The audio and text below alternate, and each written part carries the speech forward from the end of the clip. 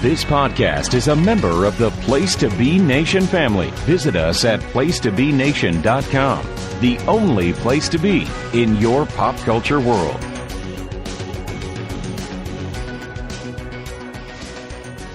Place to Be Nation Pop Experience. Welcome back to another episode of Pop Goes Degrassi. I am your host, James Gruenberg, and tonight we are rolling along here on the season 2 of Degrassi Next Generation. We are hitting 2 episodes here tonight. Season 9 titled Mirror in the Bathroom and episode 10, Take My Breath Away. Our last episode we covered a huge heavy topic about rape and being a victim of rape. And tonight it's nothing like that, but still, it's like problems fitting in too. So we're right up that high school alley of,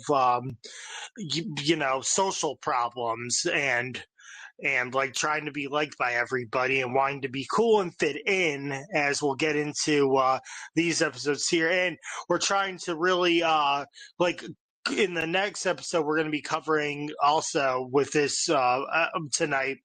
We're trying to really wrap up continuing storyline in a way too. It's going to continue, but this one was just like a bump in the road. But before we get into all of that, let me bring in my co-host, Mr. John Kesselika. John, how are you doing tonight?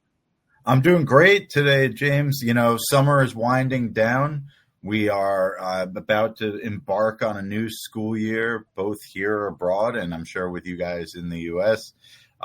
So it's only fitting to, revisit some of our good friends from the Great White North in their high school lives. Like you said, I think last episode we took a very, single character centric story, and we're getting back into more of the serial nature of the show and really the ensemble aspects of it, being able to incorporate, a lot of different characters in A, B plots and see how they can kind of intertwine. It's great to really kind of take a look at these 2 episodes that flesh out that feel of what it means to be a part of the Degrassi community. Yeah, and in the first episode that we're going to cover, and we'll get to that, it does seem that there isn't a weak B storyline. It really depends on that, which one is the B storyline, because they're both really good. It's like you have almost two A storylines here. Yeah. Excuse me. Yeah, so we're going to get into season 2, episode 9. That is Mirror in the Bathroom. Liberty is doing the morning announcements, and Toby is congratulated for his computer programming team placing 3rd in regionals. JT says placing 3rd in a geek contest is not exciting because Toby is like, what, that's it? Nobody's gonna come over and be like, oh, congratulations, Toby. They just clap and they move on with their lives. And JT's like, hey, man, Toby, no one really cares about a geek contest. And even Emma laughs at that comment. And Toby is still smitten with Emma, as we see, John. Yeah, absolutely. I don't know if you would say he's smitten with Emma. Yeah, he's a little annoyed that that's what the only thing that elicits a laugh, a response from her isn't his 3rd place finish, this big triumph in the comp sci competition, but rather that, hey, you are not rating as high as Brittany in a hot tub or, Jocks doing something as he points out. Yep. Speaking of Jocks, Sean is named Degrassi Sports MVP for wrestling for being champion last year. That one kind of came out of nowhere. I know we saw him participating in the basketball team with Jimmy while they were all hopped up on Adderall, but we didn't necessarily get to see Sean joining the wrestling team. Hey, good to know, and he's got his windbreaker on. It looks like that we'll learn more about in this episode as a mark of a true wrestling champion. Yeah, and I was gonna say that also. It's like when did he join the wrestling team? Is basketball in winter? And it's like, well, when is wrestling in the spring? I mean, it can't be in the fall because they played. Spinner was playing soccer in the fall, so we're really gonna have to figure out the story of sports dialogue here.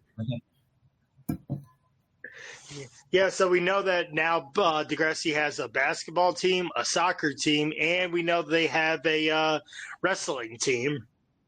Good. And hey, typically, as with any of these high school shows, at least one of our characters has to be involved in all of them. Will Sean, match up with and Toby try to match up with the wrestling prowess we've seen in other high school shows like AC Slater? I don't know, but time will tell here. Yep. Miss Haselakos is explaining DNA, and Toby is still sulking. Toby decides to try out for wrestling, but again, it's not in his DNA or nature to be a sports macho man. They're planting the seeds here of, as she explains, some things you can't change. They're naturally with you, like your eye color. But there are some things you can. Obviously, Toby with that feeling that he can change himself and his image, his geeky image, by possibly joining the wrestling team. If only, what if the announcement that morning had been for, baseball or chess or something? Maybe he would be thinking to go that way. But hey, here we go. Wrestling is on the docket, and we know we're going to have some. You can already imagine we're going to have some fun with JT kind of egging him on in trying to live out this wrestling dream. Yep. Terri then shows off her new phone to Spinner. Paige wants to know where all her new stuff is coming from, and Terri says her dad has made extra money. Paige thinks that Terri is stealing things. She's like, no, I'm not stealing them, Paige. Just get over it that my dad made extra money and stuff. So Paige's a little bit jealous because, Paige thinks that she's the queen bee and the richest person of them all. Yeah, only she gets to have gigantic phones like Terri is showing off to Spinner with its web capability there, Grooney. I mean, longing for these days of 2002 when such a feature could be seen as really luxury and not just expected. This is a page trait that kind of doesn't get fully explored. We get her suspicions of shoplifting shut down pretty quick. I'm a little disappointed that we didn't get a full episode of her trying to catch Terri in the act of stealing or anything like that. But it is kind of sprinkles in that, despite the sympathy we may have been led to feel for Paige last episode and the personal growth we may have seen in her, there is still that jealousy and innate kind of mean girl character involved with her still. Mm-hmm. JT is trying to tell Toby that he will get killed going out for the wrestling team, but Toby says if he gets strong, no one will make fun of him again. So, JT not really egging him on, but he's like, Toby, don't do this, man. You're going to get killed. And he's like, no, I won't, JT, and no one's going to make fun of me again. There you go. That's the plan. We're going to start being like the whatever masked wrestler he sees on the web. And what a great job by Degrassi here of really really trying to show off what a wrestler looks like. It's just some fat guy in a mask with two bimbos with dyed hair next to him. It looks like they put all of 2 minutes of prep work into the design for this website. Really going out of the way. Yeah. Hopefully it's not the Blob from Billy Madison. There you go. Wow, good callback. Terri gets a text message and Paige thinks it's her parole officer. Spinner tells the girls to come outside, and he shows a poster of Terri revealing that Terri does modeling. Paige says she looks fabulous, but Terri says she is fat. The girls and spinners say there is nothing to be ashamed of. A guy across the street calls Terri Beluga and asks if they had to use a wide-angle lens. So now it's revealed that Terri does modeling. Yeah, so it wasn't shoplifting. It wasn't the parole officer or anything here, as you know, as Spinner is proud to show off. You know, hey, Terri's on the billboard here for More Girl, RRRL, if I recall from the spelling on the poster. You know, in their ad campaign. Paige is, you know, surprisingly supportive immediately, not jealous. You know, saying, wow, this is a gorgeous photo. This looks great. How cool it is for Terri. Obviously, this kind of a callback, a payoff to when she met Toby's mom in season 1, who said, you know, you've got quite a look. You know, you should give me a call. Terri was able to follow up on that and get this gig. Yeah, I was wondering if, like you said, I wonder if Terri did call Toby's mom. It was like, hi, I'd like to try modeling. Yeah. So, do you recognize our heckler here? No, I do not. Okay. Spoken as an amateur to the world of the N shows, but around this time when Teen Nick and the N, maybe when it was becoming the N, they were introducing new shows. Something that was more of a companion piece to Degrassi was a Canadian show about a high school pirate radio station called Radio Free Roscoe, and this actor is one of the main characters from that show. So there you go. Pulled off the role of Tonto on radio. You know, I was excited for Radio Free Roscoe when it premiered because it had a creative pedigree behind it of the McRobb brothers who created Adventures of Pete and Pete. It didn't quite meet the heights of that show, though. But it's an entertaining watch if you're looking for another teen melodrama that pulls that's set in Canada. Okay. Yeah, I mean, I'm familiar with the McRobb, bro. I'm familiar with McRobb, like you said. They did Pete and Pete. But yeah, so now we know that Terri does modeling, and like you said, we think it was a callback to this season 1 where it was Parents' Day, where Toby's mom was like, "Oh, well, just give me a call if you want to try out modeling." So they're going back to really like the callbacks to season. I'm surprised they're going back to like the callbacks here. You had another one right here as well, as Spinner comes to them and says, "Hey, I want to show you something." And Paige says, "You know, oh, not that again." That's not too long ago that Spinner was definitely showing something off in the classroom. Oh, geez. I like how you pick up on this. So then, the girls and Spinner stick up for her. Toby is in the gym looking nervous. Sean asks if Toby is lost, but Toby says he's here for wrestling. Coach Armstrong is taking weight numbers, and Toby gets into Sean's weight category. Sean takes Toby down like a sack of potatoes. Yep. We have the other, newbie coming to the wrestling team as well. Young black kid who weighs in at, 53 kilos? And Toby, meanwhile, is around 55 and change. And, obviously that puts him in Toby's class. The younger guy was excited, thought like, oh, man, me and Toby are going to start wrestling, right? And we learn about weight classes here. Of course, that places Toby against the Sportsman of the Year, and it doesn't end up well as Toby is counting the lights pretty quickly. Nope, he's looking up at the lights, as Pete Katz would say. So now Toby and JT are researching weight loss tricks when Mr. Simpson congratulates Toby for coming in third place at regionals. he says that Toby should be proud, and Toby says thank you, but then he notices that they're looking at ways to lose weight, and they say, oh, well, Mr. Simpson says, oh, well, making weight can be dangerous. Yeah, of course. Why does making weight end up being the first thing that comes up in their search for tips for wrestling or anything? Who knows? But yes, of course, this just really, really emphasizes how for Toby this is going to be important to make the team.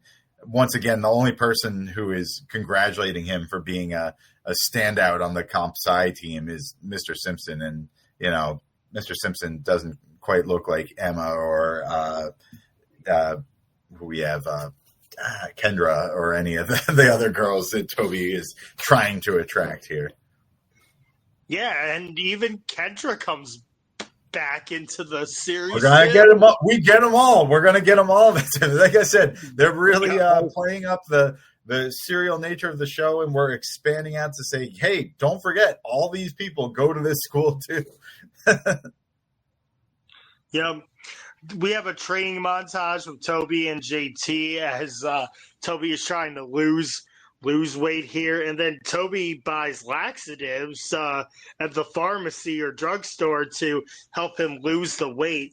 Toby gets weighed in again, and Coach Armstrong notices a significant weight loss, but he says any player caught making weight will be cut from the team. Toby pins the opponent, and I think his name was Andrew, and so he makes the team. Now, I didn't know what making weight, what the definition of making weight was, John.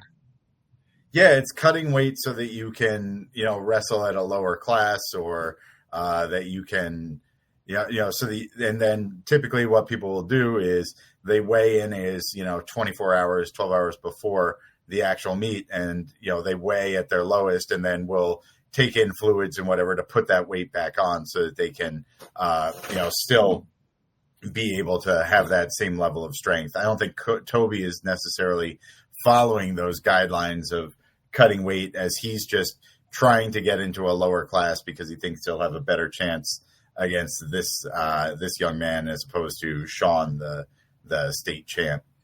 So yeah, and the way we see him doing it, the workouts involve him wearing the garbage bag, trying to increase his sweating, and then of course one of the more unnatural ways of taking laxatives. I kind of question what kind of gas station supermarket is this where they have candy bars directly next to laxatives on their rack, right? It seems like an odd placement of that stuff. Only on the streets of Degrassi. Yeah, only here. But obviously it does raise a bit of a red flag to Coach Armstrong. In between his time coaching basketball and teaching math class, he takes a note that that's a pretty significant drop of the 2 kilos right away. But Toby insists, hey, I've been working out. So were you able to handle your metric conversions on weights here, Grooney, when you saw the kilograms? Yeah. So now we know that Toby is on the wrestling team. Toby is at home, and Ashley notices that he is skipping breakfast again, but Toby tells her to leave him alone. Toby gets a windbreaker and gets a yearbook photo taken, and he tries to get Kendra to wrap her arm around him, oh, this is my girl, and I get all the girls because I'm on the wrestling team. Oh yeah, this is so lame. What a great transition for Toby here, as we're seeing, the wrestling kind of paying off for him as the confidence is coming in. He sees Ashley in the kitchen, that great Isaac's family kitchen that we've spent so much time in these first 2 seasons. But, bragging to her about this is the first day I've made this team, and she's concerned about that he's not eating. We get I think this is some of our first instances of people referring to Ashley in her darker look, as he's calling her a vampire, the whole time here. In Toby's room, Rooney, blink and you miss it. The Stone Cold poster on Toby's wall. So, an actual wrestler as opposed to what they had on the website they were looking at. And yeah, I think the interaction after getting the windbreaker is one of my favorites. It is, of course, Mohammed from the ice cream truck who hands him the windbreaker. So they're getting their most out of this extra in his one appearance. And we get not just Kendra, who Toby is bragging to, but the young girl in the wheelchair who won the Degrassi Student Council president or class president election last year against JT. Back in action as she is, I guess, working for the yearbook. Oh, jeez. Full on here. And Toby finally getting to play up a different personality, a different quality here in this kind of like braggadocious and attempted ladies man here. Proud to have his, as he says, my own cheering section at the wrestling meet coming up. But JT, not exactly a fan of this new Toby. Nope. JT then calls out Toby for his new personality, and Toby says JT is jealous. So, yeah, like you said, JT not really being a fan here as Toby's trying to be all Mr. Jock and everything. The girls are looking at Terri's photos on the internet. Hazel asks Terri when is Terri's next shoot, but Terri says today, but she canceled it. Terri is still embarrassed about what Muhammad or what the ice cream kid said yesterday. Toby is feeling drowsy, and Ashley calls him out for not eating. Toby orders a burger and fries, but in the bathroom, he makes himself throw up. JT notices and asks if Toby is okay, and he says yes. Ashley then confronts get orders with extra Sheila sauce here. Obviously a secret ingredient up at the Degrassi Caf, which we are not boycotting this episode. But Ashley, obviously concerned, says the meat, says, are you avoiding something like eating? And Toby, trying to prove her wrong, chows down on a full burger with chili and fries, but is, purging immediately after. So suspicions grow among the group here. And of course, like you said earlier on, Terri taking it to heart, Muhammad's heckles, and hopefully she can push through this and take charge and become a model instead. Yeah, so we'll see how Terri favors, and if anybody can convince Terri otherwise too. But I'm more interested in this Toby scenes here too. But again, they're both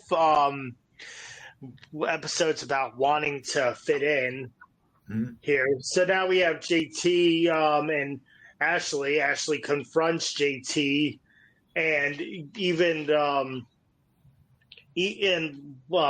and all of that too. Ashley says that she's worried about Toby having an eating disorder. JT then says that he catches Toby dozing off. Even Mr. Simpson asks if he is okay. Yeah, we're getting into the verging more towards almost our early Degrassi episodes, like issue of the week title here, but thankfully it's mixed in with something else. But yeah, the idea of an eating disorder, of anorexia or bulimia, possibly would in the past be treated as this one dominant story throughout. I appreciate that they kind of mix it up here. And also, they're introducing the idea that, hey, this is not just something for girls. You heard JT say to Ashley, no, he's a guy. That's not something that happens. But, Ashley, in all her wisdom, is able to say, hey, it can happen to guys too. So if you notice anything, JT, try to say something. Yeah, and then when he's confronted about that, JT's like, okay, and then JT's like is playing the best friend again, like, oh, I know what it's like. I need to help. I need to help my friend out, Toby. So JT then before we get there, Terri is trying to cancel a shoot when Spinner talks to her. Spinner says that guys sometimes like girls with a figure, and he calls Terri pretty.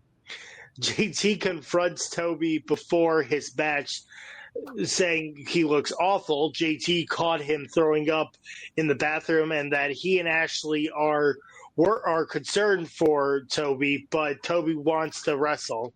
Toby wrestled, but then he passes out. So a bad experience for Toby here. Absolutely. Absolutely. Not a high point for Toby. You know, I know you said you're really intrigued and drawn to this story. You know, it is, you know, doing his best to try to stand out for something other than just being smart. And in doing so is really, you know, kind of doing damage to his own body here. It, you know, culminates in this passing out. I'd love to like spend some more time with the relationship between Terri and Spinner. You know, they've definitely come a long way from the previous season where she had a crush on him, and you know, Spinner obviously you know, went out with Paige instead. Spinner has stepped away from Paige now and is kind of in limbo post our last episodes of Shout. But, you know, showing really just genuine friendship and, you know, that his concern for Terri and care for her and supporting her, and says so many times, I think the word pretty, he says 4 or 5 times in this, really trying to help her recognize that, you know, despite this being a, you know, plus size campaign, it's more realistic. It means something to a greater portion of the population than just the standard models. And also that guys like him and guys in general aren't always looking for the skinniest model, and she should be proud of, you know, her own beauty here. I thought this was a great moment. I thought this was a great moment for Spinner, who doesn't typically tend to have many great moments. I mean, he has had some great moments too, but I think this is like one of his nicer moments that he's had. Yeah. Like you said, yeah, Terri should be proud of her body, and that like she shouldn't like be embarrassed what other people say, because she should just be proud of her body and ignore the judges or the being judged by people like Muhammad, as Spinner says. What are you embarrassed about what Muhammad said? He's a loser. Love it. Yeah, they just threw in like they were like, we gotta give this guy a name. I don't know, Muhammad. What, you couldn't give him McLovin? Yeah, right. So Toby is on his way to the hospital. Terri then shows Paige and Hazel her shoot photos when Muhammad, the ice cream boy, calls her a sumo. Terri tells him most girls look like this, and then Terri says she made $500 as a plus size model, and asks, "What did you make, ice cream boy?" Boom, goes the dynamite.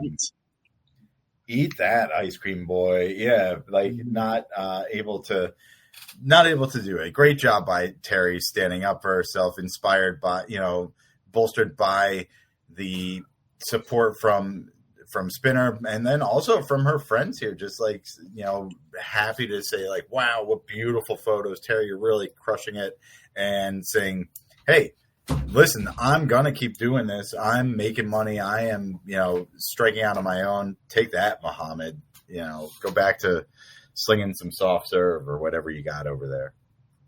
Yeah, but also, John, let me just ask you, because it's not even noted that Paige and Spinner are dating. Why didn't they just try and go with the storyline of Spinner wants to go out with Terri? Because to go out with Terri. It's a good question because, you know, Paige and Spinner definitely are on somewhat of a break because, they had split up in the last episodes, after the soccer game and when she had gone over to the party. I don't know. Maybe Spinner is for all his bluster and everything is still kind of shy and not going to ask Terri out. And she's obviously not going to be the one to make that move. It would have been interesting to give him to take it down that road and actually get a Spinner Terri relationship. We never do. This is, one of those kind of unrequited what would have happened if they ever did stories, almost in the Brandon Andrea status from 90210, as they would have these different opportunities to pair them together, but something gets in the way. Mm-hmm. Toby is upset because he is off the wrestling team. JT says the whole school is worried about him, including Kendra. Yeah, Kendra, of all people. He doesn't even say Emma's worried about you, which is good because, Toby was never going to get Emma in the first place. And so it's Kendra that's worried about him. JT asks if Toby still thinks he's invisible as we fade to black with the credits here. So JT trying to buck up Toby here and, say, everyone was worried about you, man, and, you're not invisible. Absolutely. It's good that for all the kind of comic relief JT gives throughout and everything, he does seem like a genuine friend and really care about, Toby and his safety here. So to be there with him and, looking out for him at the end, you can see that Toby is not as invisible as he kind of feared with JT, Kendra, even his sister, his vampire sister caring about him. The whole school is ready to, support Toby in that way. Yeah. I was also going to say, this friendship is going to have a lot of, turns and twists here as well. And I feel like this was one of the better moments for JT and Toby here. Yeah, we've seen them at odds at times we've seen them somewhat at odds before when they were, competing with the chip game or things like that. But they quickly, do come back together. And here was probably the biggest trial for them as Toby really kind of dismissed JT and felt like he was moving on to bigger and better things. But, having that loyalty there is really important, and that's great to see. Yeah. MVP, John, who do you have? My MVP is going easily to Terri here. I think Terri's this was a great standout episode for her, in being able to, show her own success outside of the school, her ability to stand on her own away from Paige. She spent so much time kind of following along to what Paige or Hazel say, or even Ashley, and not kind of being her own woman. And this was a great opportunity for her to do that. This was definitely Terri.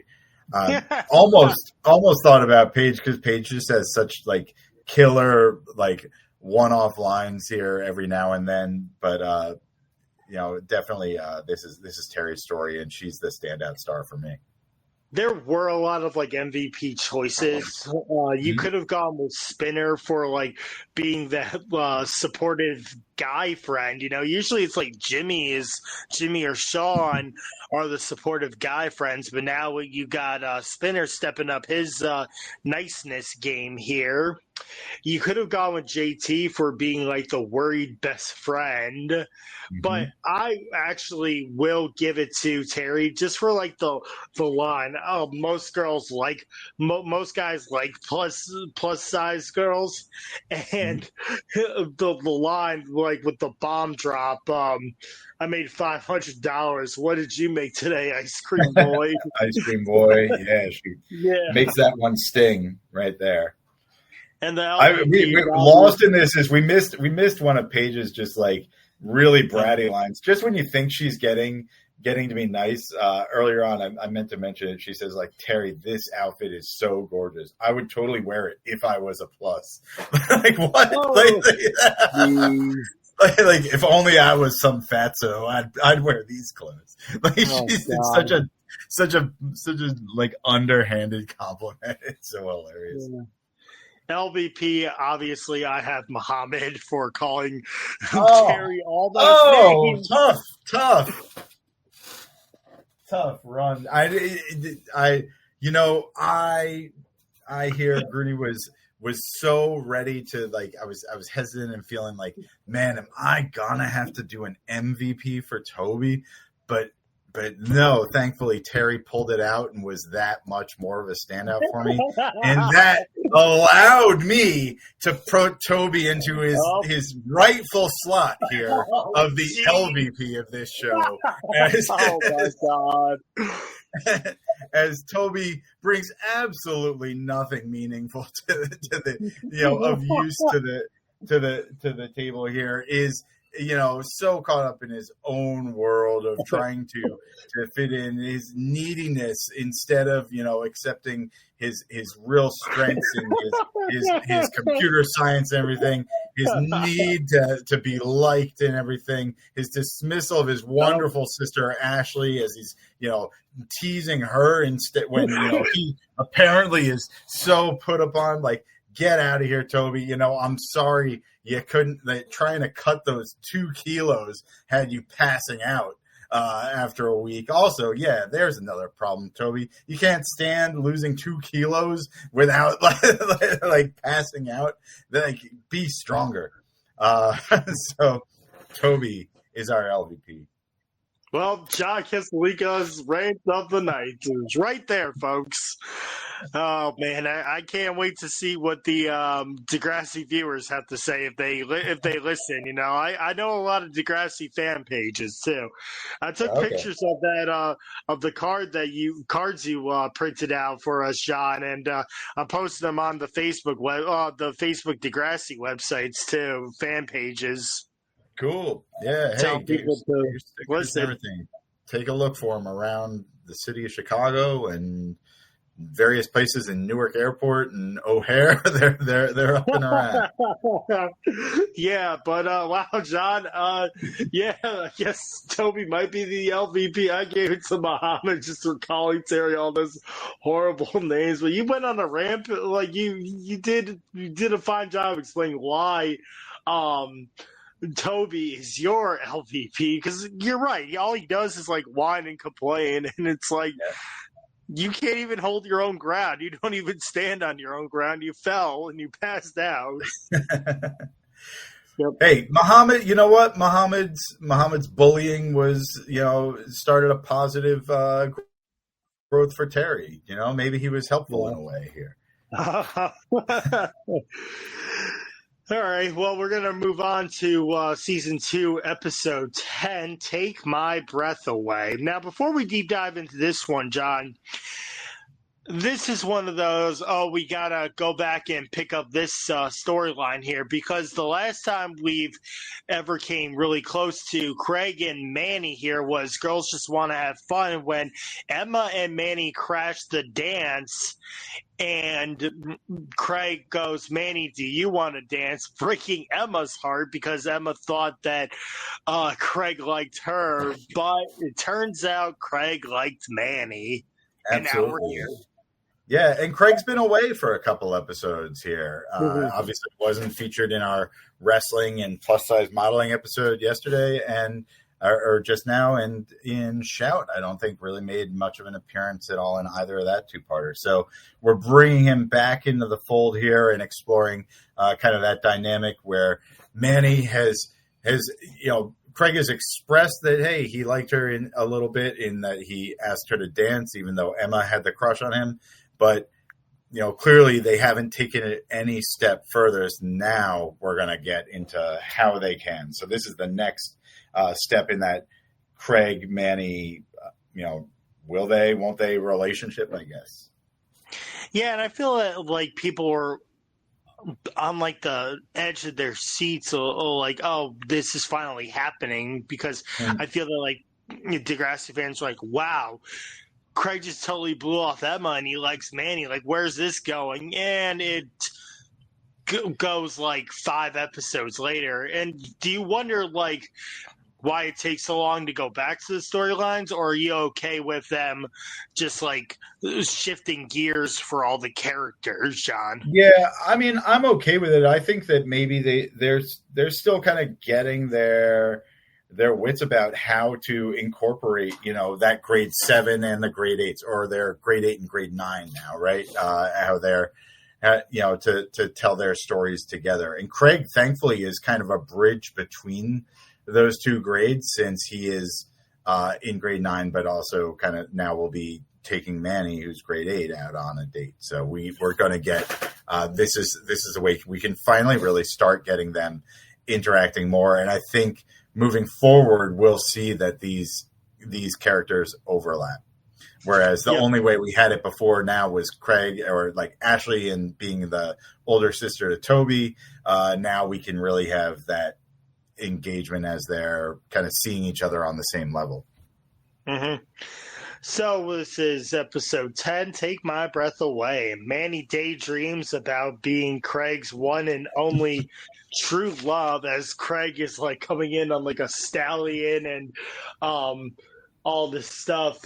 Craig and Manny start to sing, but Craig just wants to pick up the TV and the VCR. So a weird dream sequence here. He's like, Manny, I need to get through to go pick up the TV VCR. A nice callback, because in schools, mostly you would think that you were the class that is finally watching the movie, and then like some other kid takes the thing. It's like, oh, we're not watching a movie today. Damn it. Yeah. The AV cart having to be wheeled in and out of the classes. Obviously, always a thrill when it started coming into your classroom, because you knew you were going to get to not have to listen to a lecture and get to watch something instead. In our case, sometimes it was an episode of Degrassi. But here, we get. I'm always a fan of Degrassi dream sequences. I think they have some fun with them. This is, I think, our first glimpse of Craig singing, which would become a staple and like a main characteristic for him. So later on, so hey, way to go, Daniel Epstein, like getting to show off that voice here. Yeah, way to drop the photography, kid. Yeah, the camera is gone. We got him singing. Yeah, damn it, Albert. The 8th graders pull a joke on Mr. Simpson by sending him a pixelated video of him and Spike, or Miss Nelson now, while getting engaged.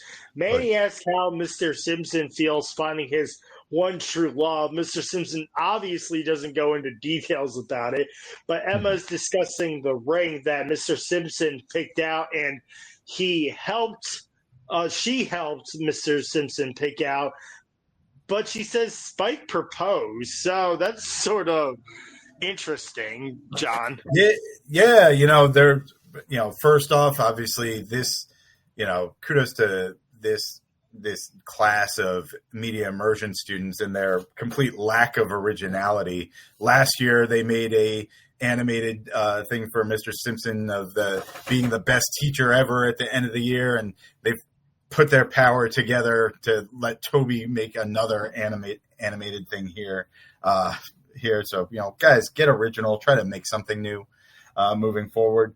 But you're right. The big pickup here when Emma and Manny are discussing this engagement is not so much, hey, how's it going to be like with your mom married to the teacher, but that Manny is impressed to hear that Spike was the one who proposed. Yeah. She had no idea that the woman could be the one able to, take the initiative and ask for what she wanted. And Manny, or Emma says, yeah, she knew what she wanted, and so she went for it.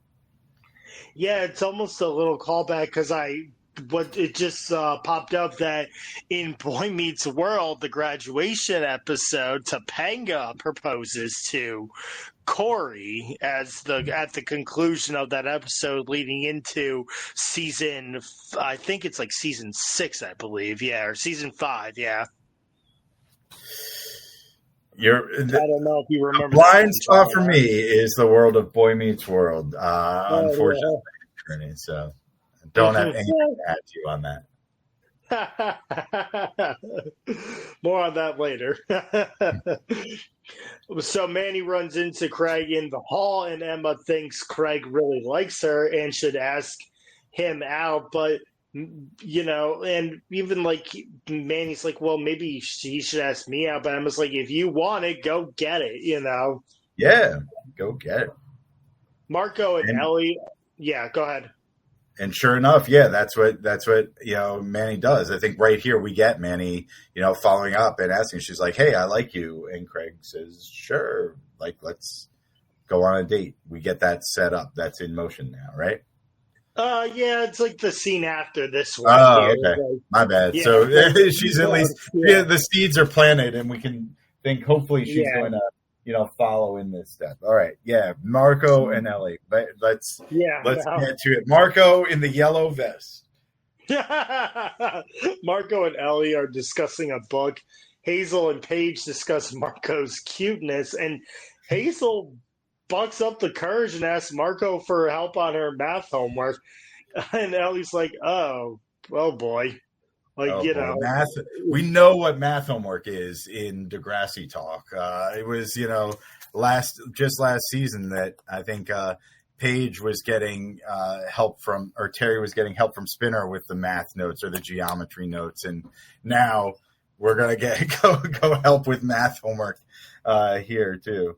I loved what was Hazel's idea. Paige says Marco cute. Nice, smart, and still single. Something's amiss here. So Hazel is going to remedy that and go start. She's got her eyes on our guy Marco, the breakdancing champion, which is basically. We don't know too much about Marco aside from his breakdancing championship and his time going on the road trip with the guys, but that's about it, right? Yep. Ellie exchanges an email to Marco. He reads it, but he looks back at Hazel, and they both smile at each other while Ellie is down in the dumps. With the handwriting and like the words, you would have thought that Marco would have picked up on it, that Hazel is not that smart to make a note look like that sensitive, like reading texture. Don.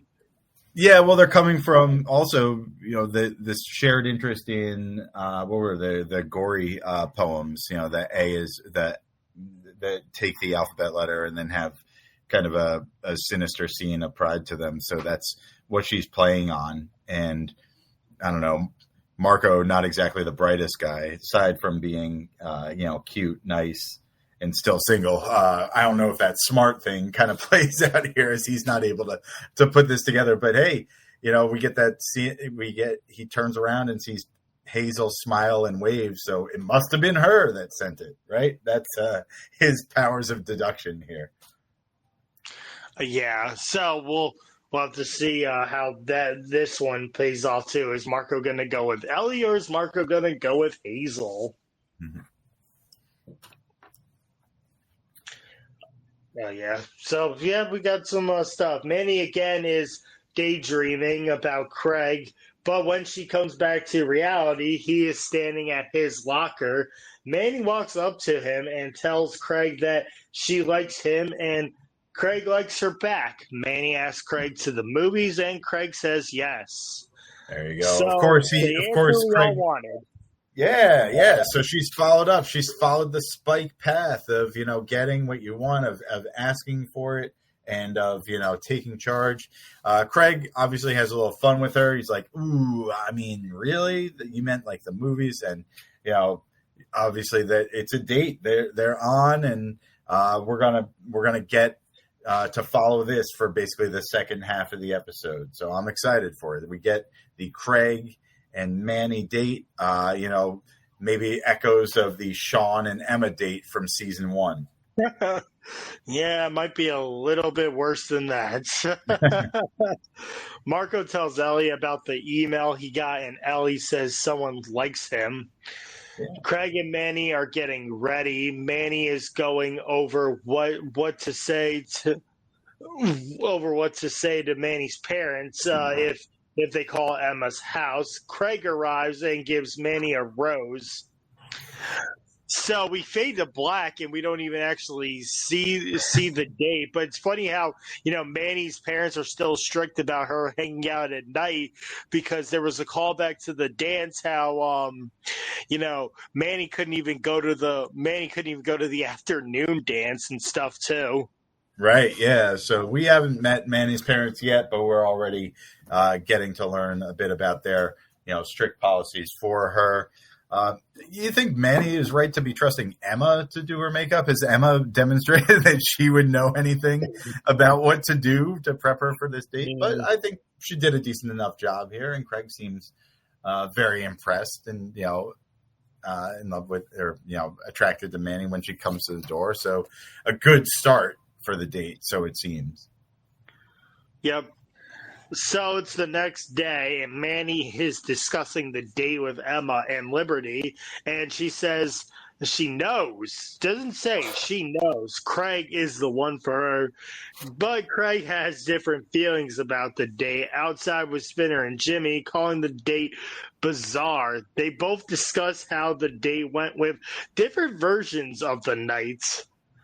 Yeah, so Manny was like, this is how it happened. Like, he was so romantic. He won me a prize and this and that. Like, who has a carnival at the mall, though, John?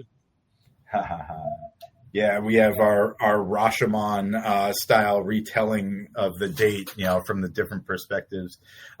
Before they went on the date, we did also kind of skip over. I hate to do this, but Craig getting ready for it and getting some advice from Joey or some support from Joey back at home as Joey and Angela are there. In the house, cheering Craig up and saying, "Hey, go for it." Although, as Joey points out, hey, isn't she a little young? She's 11, as we learn. Manny is 11 months younger than Craig. So, really scandalous stuff here on Degrassi. But Craig will go forth with it, and that kind of comes back in a line that we'll hear later. So, yeah, I love the. Like we said, the different perspectives and how they shot the walking through the carnival and through the mall in two very different ways to give us that feel. As we get at first from Manny, there walking into the carnival and her excitement at seeing it, and Craig being gentlemanly, buying her cotton candy. Then we get Craig's retelling, and Manny is so much bubblier and almost like really, really childish here. And, looking at the cotton candy, she's saying, "Oh, it's so yummy." So, I need to get it. And Craig is giving instead this look of, what have I gotten myself into? That the two really, distinct retellings of this date. And I imagine the truth lies somewhere in the middle between them, right? Yeah. And then we have the line of the century that Craig says. It's like it reminds me of dating my little sister. And so here is why that line is funny. Cassie Steele, who plays Manny, that is her little sister who plays Angie. Correct. Yeah. And she comes back. Angie comes back as a different character. The actress who plays Angie comes back as a different character many seasons later, John. They did not keep up with the Angie storyline. No. Angie vanishes with Joey, and instead she comes back with her other character to go with the Maya and Tristan crew at that point. Yeah, way down the line, too. Yeah, but way down the line. If you were like a Degrassi go-go, you're like, that's Angie, but why is she this name? Exactly. Yep. But yeah, like that reference to her seeming like his little sister. We saw Angie in the earlier scene that I mentioned. Kind of playing with the stuffed animal the cow in having the same reaction as Manny does in the Craig retelling of the story. Yeah. Oh, Jesus. Yeah. Emma then says that, well, he probably didn't want to kiss you because May needed to get home on time to her parents, too. Well, like, oh, unless, like, her parents called. Like, she knew that, oh, yeah, well, she's sleeping at Emma's house, too. So in case they called, then blah, blah, blah, and all that stuff, you know? Right. Yeah. They're saying, oh, what a gentleman he is. And meanwhile, so don't be upset that he didn't get the kiss goodnight or anything. And Craig's like, I just had to get out of there. I couldn't be with this little kid anymore. Yeah. Ellie sends Marco another letter, and she sees him smile. Craig then talks to Manny, and Manny is like, oh my God, we're like the hottest new couple, and she had a great time. But Emma is like right next to her, and Emma like tells Manny that you should slow it down a little bit, and like she picks up right away that Craig is not into Manny at all. Yeah, Emma's good at picking up, very perceptive in picking up on this, and trying to be a good friend here. And hey, slow your roll. Maybe don't go all in on this. The guy might not have the same feeling. She's trying to protect her, and that's good. I'm glad that we didn't get Manny being like, well, you're just jealous because some guy likes me. She's not quite at that type of response. But no, she's still dreaming, as we've seen her throughout with these daydreams. I feel like Craig is in her mind, living up this true like romantic boyfriend ideal that she's hoping for. The message that we got from Ellie to Marco was to meet in the Zen garden. So is she going to reveal that she's the secret admirer? That's what we're kind of waiting for here. And Marco is excited to go meet in the Degrassi Zen garden, which is basically just the courtyard. Yeah. And he thinks it's Hazel too, but he's in for a little surprise. Yep. Hold on. Sorry about that. No worries. Ellie talks to Marco, and then he figures out that Ellie was the one emailing him, and it wasn't Hazel. So Ellie runs off, and then Marco, like Ellie, is like on the phone, like trying to call Marco, and Marco goes, "Well, turn around," and Ellie turns around, and Marco's standing there. Marco then decides that Marco doesn't decide, but he tells Ellie that he likes her as well too. So Marco and Ellie are trying to become a thing. There you go. This is one of my favorite scenes from all of early Degrassi, Rooney. I feel we do it. Yeah, my favorite moments as we have sad Ellie or just kind of disturbed Ellie in the foreground, and that bright yellow vest appears blurred in the background as she picks up the phone, and Marco gets to deliver this slow kind of monologue like, I told Hazel I was going there to meet her, to tell her I don't like this kind of girl. I like, and he says, girls who are creative, girls who are funny, and it punctuates with girls like Ellie Nash. Oh yeah. And it's this like I don't know, this wonderful kind of like romantic moment that those two don't necessarily get throughout the show, and it's great to see. One of my great friends growing up when we were watching these shows in 2002, 2003, and they were first airing, he always said, he was like, that's gonna be the name of like my emo band, is Girls Like Ellie Nash. So it's great to see the origin of that phrase right here. Girls Like Ellie Nash. Yep.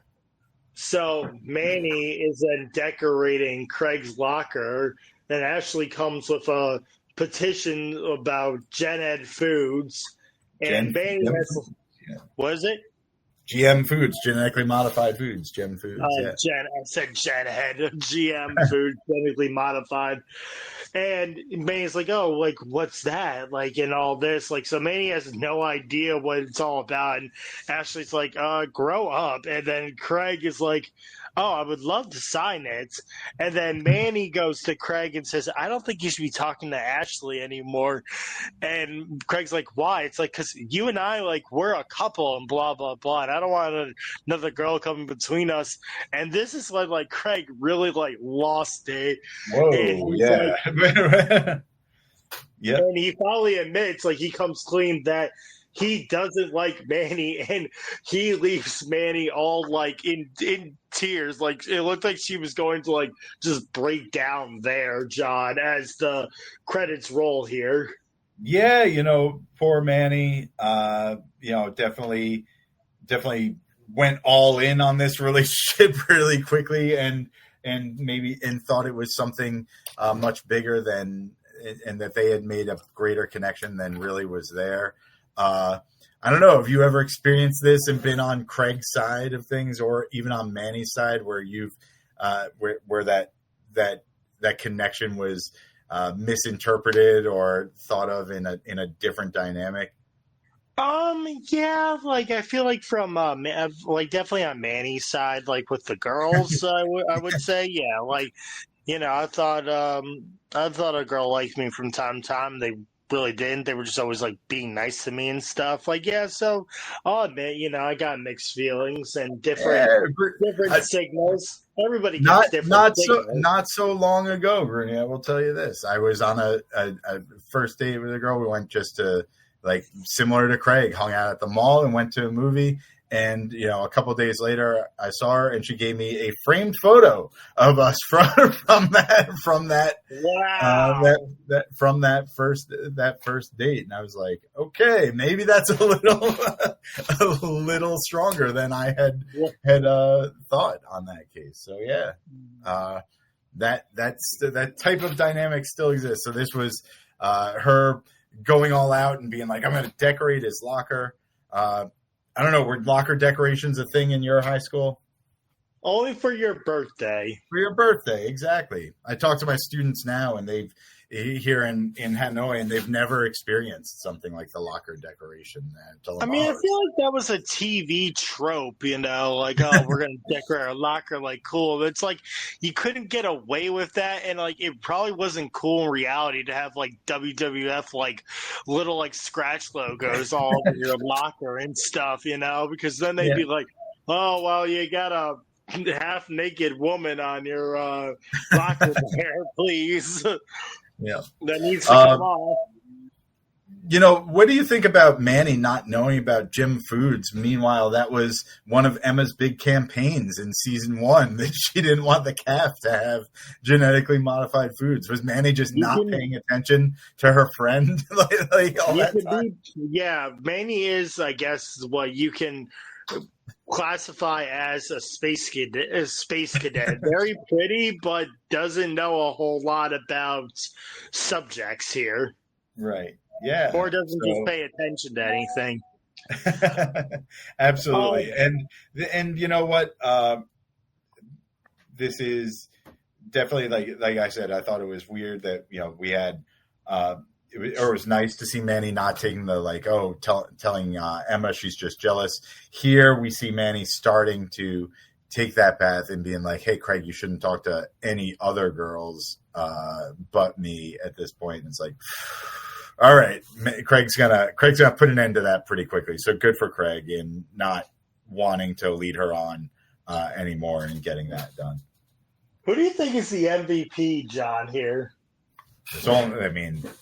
If it could be for both of them, it would be both Manny or both Ellie and Marco. But let's go Ellie for navigating the secret admirer relationship and getting to go from just secret admirer to potentially a relationship here with Marco.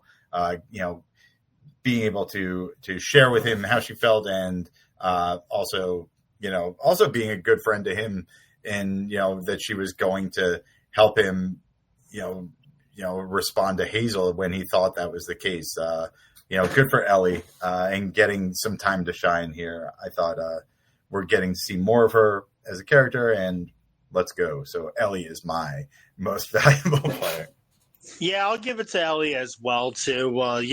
Again, we don't know much about Ellie, but we didn't really know much about Marco either.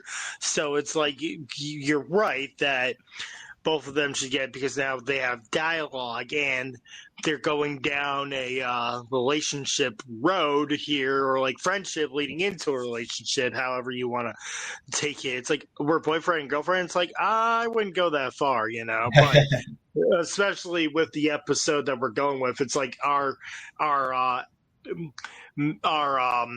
Marco and Ellie now a couple, and it's like going back to season 1. Was Paige and Spinner really a couple, or was it just like a flirty thing? Right. Yeah. Let's not jump to any conclusions until they're documented in the yearbook by Kendra and friends or something like that. LVP, John, you're gonna hate me, but I think it's Manny. Manny. I strongly think it's I think it's Manny because of her controlling her controllingness and like the immaturity. Yeah, that's what the character in this episode was supposed to be, but it was just too weird for me. Interesting. So I was close to giving Manny MVP for this, because I think this is the first time we've really given her an episode to shine. Sure, maybe you could say the cheerleading was where she was kind of getting more of a storyline, but this is much more of her character getting to come out and play, and getting to see her actually feel and respond to people, and people that are not just Emma. So I thought that she was actually good in this. If I was leaning LVP, I would actually look on the other half of that storyline and look at Craig. I think Craig could have spared Manny's feelings a lot more easily here, and being clear with how he felt in the moment or anything. Sure, still go on the date, but that hesitation and not kind of being direct with her. Let her on a little bit, and maybe to go down that path of believing there was something more to this, to the point where he finally had to let her down in a way that hurt a little more. I think he could have done a better job of either putting on a brave face and having fun on the date, or and then also being more gentlemanly and open in breaking it off sooner. What made me want to give Manny the LVP was just her attitude, and we're gonna see more of that soon, when things really go down. Oh, you shouldn't be talking to Ashley, blah blah blah. Yeah. I mean, yeah, she doesn't know any better because she's just an innocent 8th grader, but it sounded so mean and controlling. Yeah, that was really out of character for her from what we had seen. I think she's doing it in the moment there just because she's kind of hurt and confused, because it feels she immediately before Craig had not responded to her decorating the locker in the way she had expected. All of a sudden he's being kind of aloof and distant, and so this was kind of almost desperate at that point to say hey, maybe don't talk to her. So yeah, again, Craig could have avoided that. Yeah. Well, that's going to do it from us wrapping up the discussion of our Degrassi episodes. But before we go, John, do you have anything that you want to direct the listeners to? For the most part, I would say just keep checking out everything that you can on the North-South Connection and on Place to Be Pop Culture feeds. I'm a big fan still of checking in with Andy's music video updates that are daily. They're brief, quick, quick tie-ins to a favorite song or anything that can kind of get your day started. I think those are great. And of course, our kind of almost sister program, the World of the Manitou and Noso podcast in their own feed is worth checking out. I just recorded an episode a couple weeks ago regarding the tail end of season 3 as that is winding down. drama lives in Degrassi, drama lives in Beverly Hills. Both of those podcasts are great reviews of these awesome shows. Yep. As for me, you can mostly find me on the Place to Be Nation wrestling feed. I have 2 shows over there. One is called Extreme Resurrection, where me and Steve Riddle, we cover ECW on the Sci-Fi Network from 2006 to 2010. We are on the last 2 weeks leading up to WrestleMania 24. Where it was announced that Chavo Guerrero will face a number 1 contender for the ECW title at WrestleMania 24. Whoever that is that wins the Battle Royal to face Chavo Guerrero for the ECW title at WrestleMania 24 as well. And we also had Chavo face off against Colin Delaney. If Colin Delaney won, he got a ECW contract. And he also faces Tommy Dreamer on the other episode here as well. So a lot happening leading up to WrestleMania 24 on ECW. And also I have a podcast called Nation Invasion, where I look back on the Invasion era of when WCW and ECW formed the Alliance versus the WWF. Me and Jeremy Nichols, we just finished the Raw and SmackDown from October 29th and November 1st for when Kurt Angle joins the Alliance and Shane McMahon and Vince McMahon have their return street fight from WrestleMania 17 on Raw, and then Kurt Angle joins the Alliance. And things are brewing between The Rock and Jericho as Team WWF is crashing and burning because The Rock and Jericho can't get along. So you can catch all of that on Nation Invasion. I'll have a new episode dropping soon where me and Jeremy will live watch Rebellion 2001 over in the UK here too. So a little detour here as well. Well, that's going to do it from us here tonight. I want to thank you, John, for covering these episodes here. He's John Kesselika. I'm James Gruenberg, and we will see you next time.